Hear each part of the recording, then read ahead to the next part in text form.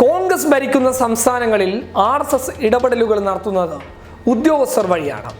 ഈ ഇടപെടലുകളെ മുൻകൂട്ടിയാണ് കമൽനാഥ് കണ്ടിരുന്നത്. അതുകൊണ്ട് തന്നെ അധികാരത്തിലേറിയതിനു ശേഷം അദ്ദേഹം RSS ശാഖകളെ നിയന്ത്രിക്കാൻ മുന്നോട്ട് വരികയും RSSകാരായിട്ടുള്ള ഉദ്യോഗസ്ഥരെ നിരീക്ഷിച്ച് ഒരു പരിധിവരെ അദ്ദേഹം അതിനെ പ്രതിരോധിച്ച് നിർത്തുകയും ചെയ്തിട്ടുണ്ട്.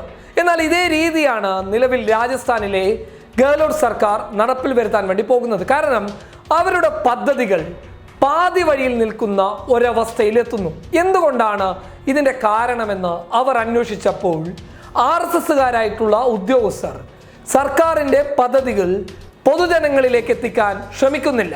അവരെങ്ങനെയൊക്കെയായിട്ട് ഇതിനെ മുടക്കാൻ വേണ്ടി നിൽക്കുന്നു. അതുമാത്രമല്ല, സർക്കാരിനെതിരെ ഒരു പൊതുവികാരം സൃഷ്ടിച്ചെടുക്കാൻ പൊതുജനങ്ങൾക്കിടയിൽ സർക്കാരിനെ കുറിച്ച് മോശമാക്കി ചിത്രീകരിക്കാനും ഇത്തരം ഉദ്യോഗസ്ഥർ ശ്രമിക്കുന്നുണ്ട്.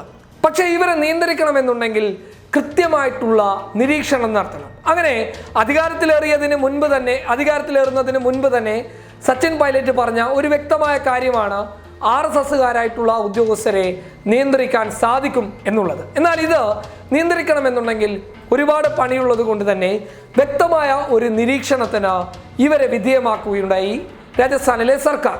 എന്നിട്ട് ഇത്തരം കൃത്യം ചെയ്യുന്ന ഉദ്യോഗസ്ഥരെ കണ്ടെത്തുകയും അവരെ ട്രാൻസ്ഫർ അടങ്ങുന്ന നടപടികളിലേക്ക് അവരെ മുന്നോട്ട് കൊണ്ടുവരികയും ചെയ്തു.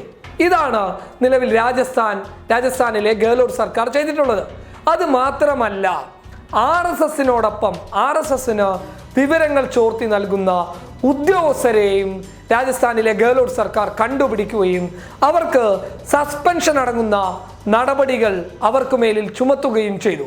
അവരെ താൽക്കാലികമായിട്ട് സസ്പെൻഷൻ നടപടികളിലൂടെ മാറ്റി നിർത്തി ഇനി അങ്ങോട്ട് കൃത്യമായിട്ടുള്ള നടപടികളുമായി മുന്നോട്ട് പോകാനാണ് രാജസ്ഥാനിലെ ഗെഹ്ലോട്ട് സർക്കാരിൻ്റെ തീരുമാനം. കാരണം സർക്കാർ ജനകീയമായിട്ടുള്ള ഒരുപാട് പദ്ധതികൾ മുന്നോട്ട് കൊണ്ടുവരുന്നു.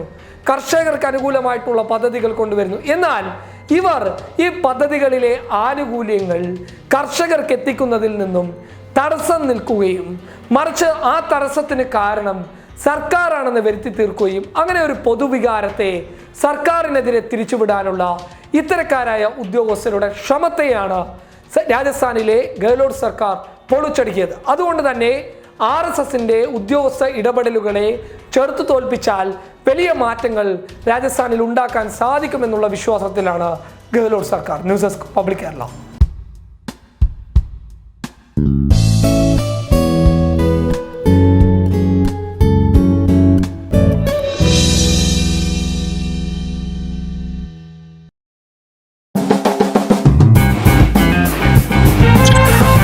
Podcast.